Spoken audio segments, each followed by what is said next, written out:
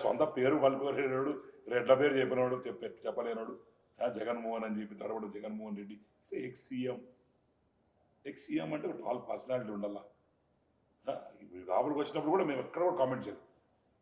ఎక్కడ కూడా ఉందాతనంతో హౌస్లో కూర్చున్నాం.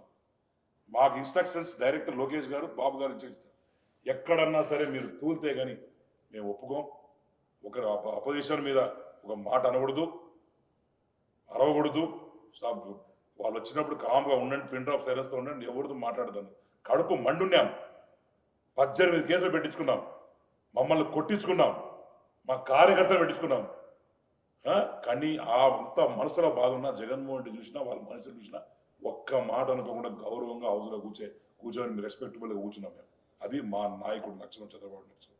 అదే వీళ్ళు చేసిన పని ఏంటంటే భువనేశ్వరమ్మ తిట్టినారు, సార్ని చంద్రబాబు నాయుడు జైల్లో పెట్టినారు, లోకేష్ అన్న కేసులు పెట్టినారు, గాల్లో ఉంటూ 420 పెట్టినారు, అరెస్ట్ 309 కేసు పెట్టినారు లోకేష్ అన్న గారి మీద.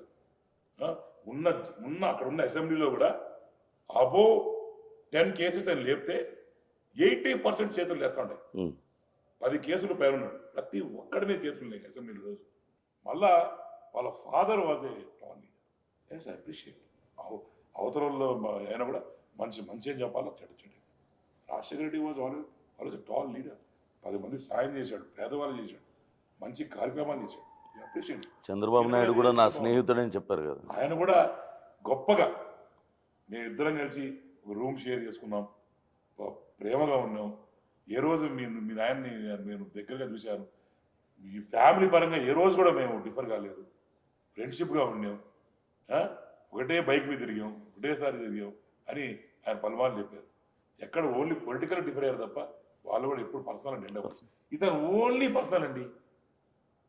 మా భార్యను తిట్టినాడు, మా ఇంట్లో చిన్న పిల్లలు నాకు 2 కూతుళ్ళు, వాళ్ళ గురించి కూడా మాట్లాడతారండి. ఓకే, ఇందాక ఒక మాట అన్నారు,